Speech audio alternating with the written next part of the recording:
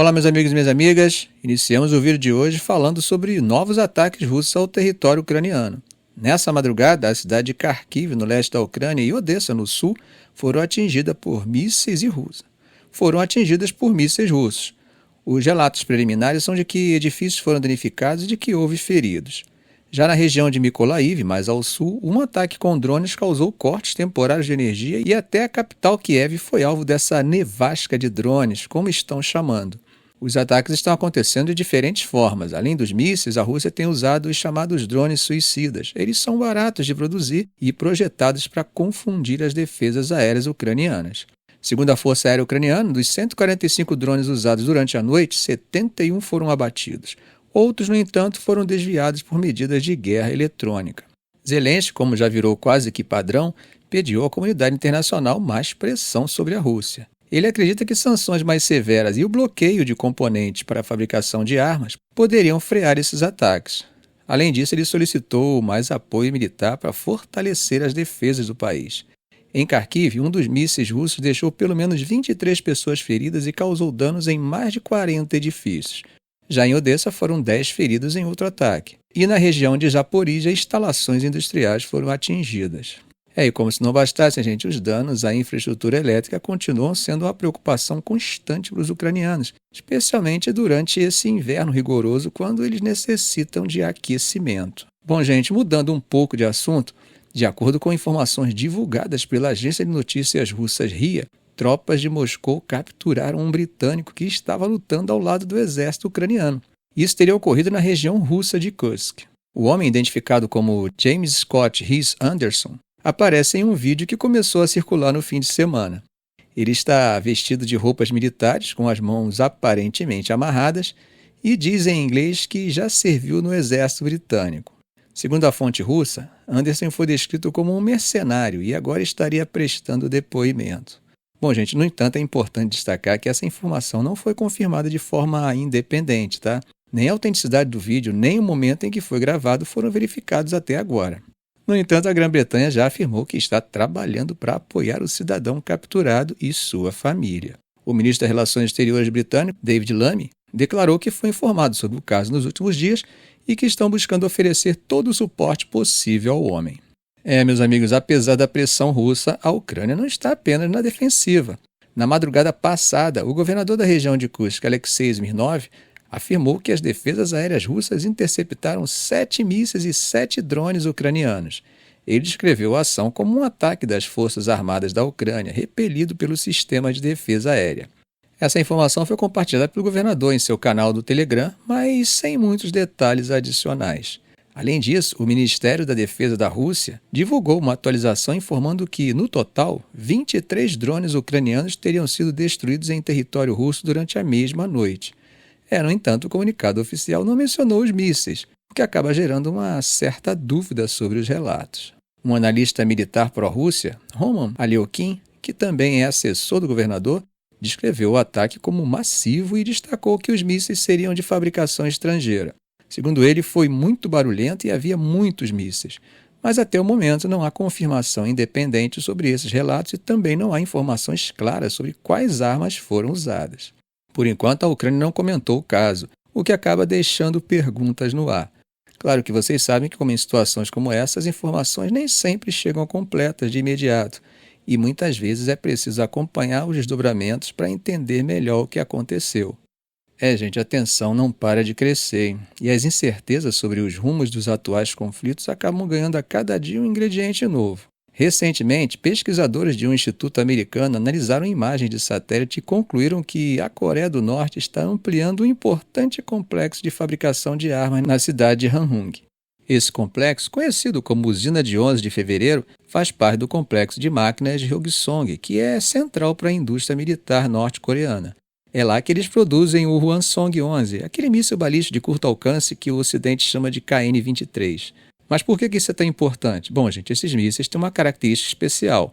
Eles foram projetados para voar em trajetória mais baixa e difíceis de interceptar, o que acaba tornando eles bem eficazes contra sistemas de defesa antimísseis. Agora vem um detalhe importante. Autoridades ucranianas alegam que esse tipo de munição está sendo usada pela Rússia no conflito com a Ucrânia. Isso criaria uma conexão direta entre os dois países e colocaria a Coreia do Norte em uma posição estratégica no fornecimento de armas. Ou seja, assim como a Ucrânia está usando armas do Ocidente, a Rússia também estaria usando armas de seu aliado. É sempre bom a gente ressaltar que essas informações dadas de forma unilateral e sem provas contundentes devem ser recebidas com cautela, tá? As imagens de satélite capturadas no início de outubro revelaram que o complexo está passando por uma grande expansão. Um novo prédio de montagem está sendo construído, representando cerca de 60% a 70% do tamanho do prédio que já existia. Além disso, há melhorias nas entradas de instalações subterrâneas que antes tinham uma ponte rolante bloqueando o acesso. Isso acaba sugerindo que a Coreia do Norte está investindo em aumentar a eficiência da fábrica. A análise identificou também novas instalações habitacionais próximas ao complexo, provavelmente para acomodar trabalhadores.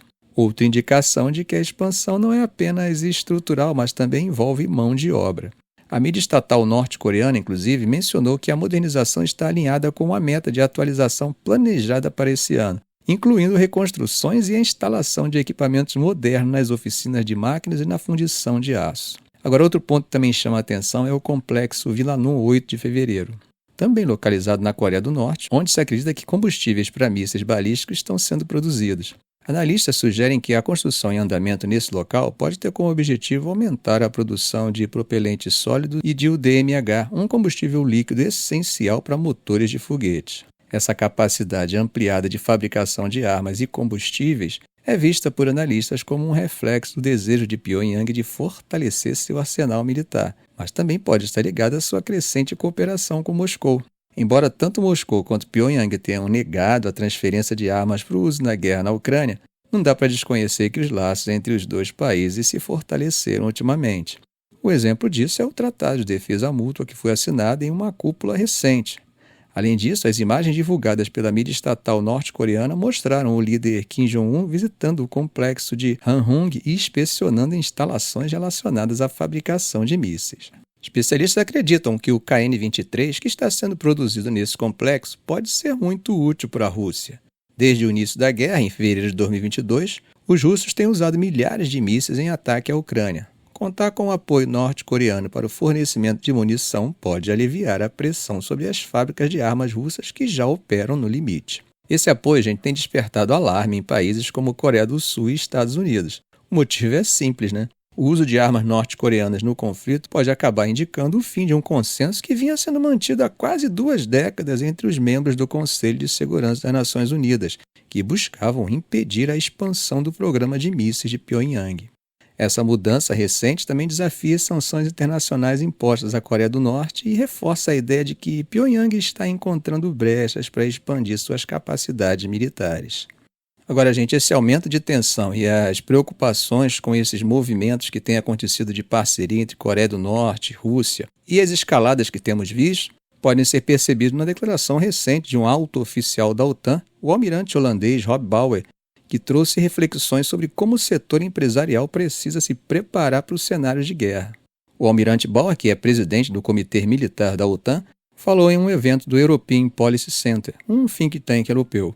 Ele destacou que, para fortalecer a capacidade de dissuasão em tempos de conflito, não basta focar apenas no poder militar. É necessário que empresas estejam preparadas para ajustar suas linhas de produção e distribuição, garantindo que bens e serviços essenciais continuem funcionando mesmo diante de crises.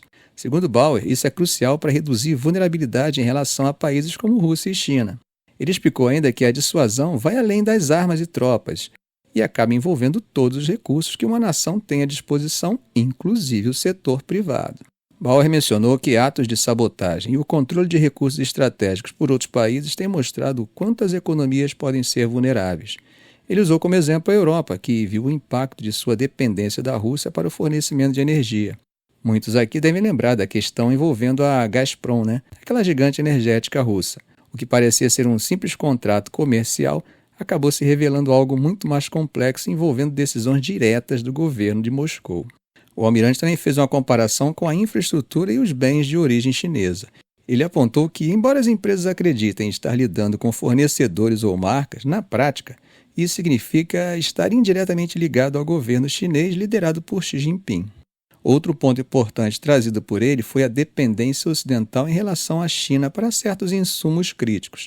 Ele citou números impressionantes. 60% de todos os materiais de terras raras usados em tecnologia avançada, como o smartphone e veículos elétricos, são produzidos na China e 90% são processados lá.